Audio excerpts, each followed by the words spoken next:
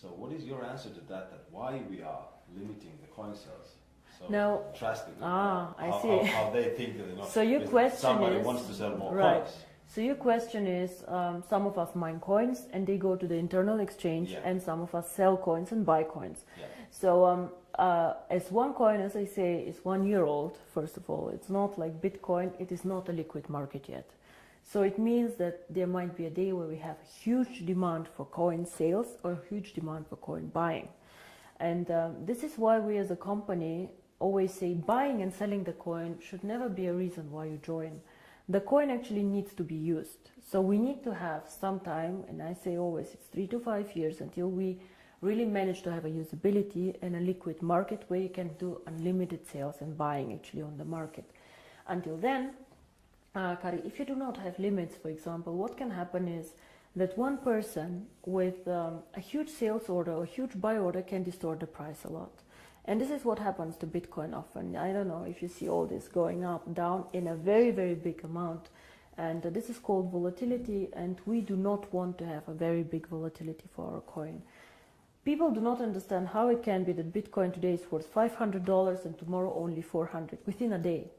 This is very disturbing, and if you are a merchant who takes Bitcoin, you don't want to have this, because you want to be sure that if you take a Bitcoin today, it will not be valued 20% or 30% less tomorrow. Of course, you're very happy if it's valued 30% more, but it goes both sides. Absolutely, yeah. So cryptocurrency is one of the riskiest assets actually out there. High volatility, low liquidity on the markets. So for us to achieve a high liquidity, we need to work first on the value creation of the coin, on the liquidity, and it will take time.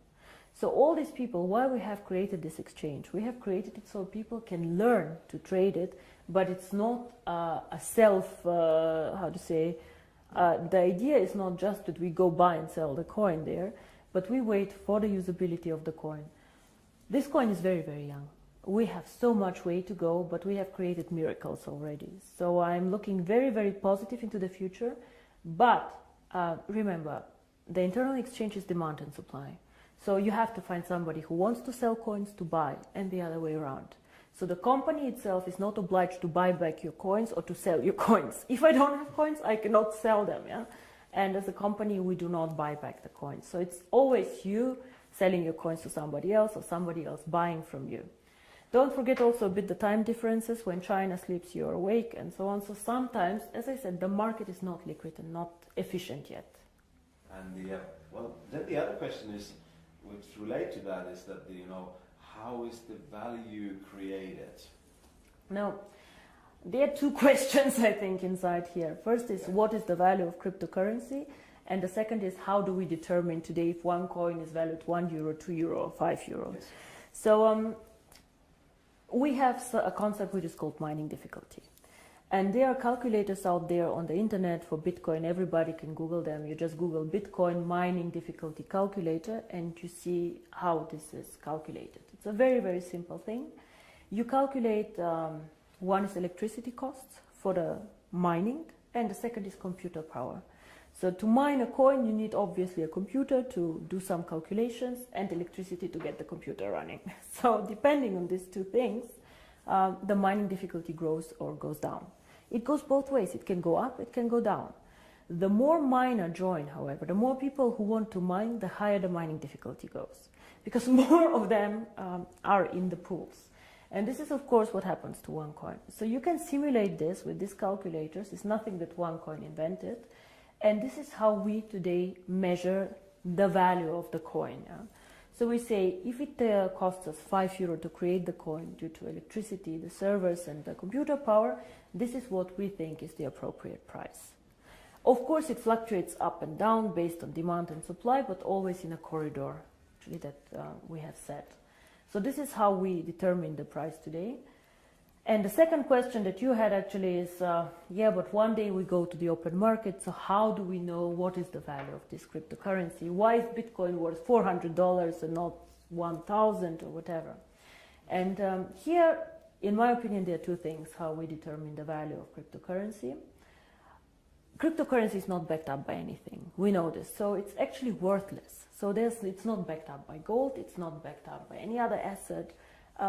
OneCoin is not backed up, yeah? Bitcoin is not backed up. But there's still value inside, and I tell you why. One is, first of all, the brand. Bitcoin currently have a very strong brand. Everybody knows them, they were the first one. Of course, there are always good and bad things about the brand, but they are very well known. Milka Chocolate is a very well-known brand. Procter & Gamble are a very, very strong brand. So the more people joining OneCoin and the more people speaking about OneCoin, the stronger our brand becomes. And this, I think, is something that makes us really a family, because if you go in the network marketing approach and go and sell shampoo, it does not make you stronger if somebody on a sideline sells shampoo. Only your downline makes you happy. But here, if another team makes OneCoin popular out there, this makes also your coin stronger and your team stronger. And this is something very, very special about OneCoin, I think. So the brand. And we have currently about 2 million paid members. In the database, we have over 10 million people who know about OneCoin. So we for sure have more users than Bitcoin, for sure. We are different, we are in a different system, but there are 2 million people who tomorrow could start using the coin if we want to. And this is great.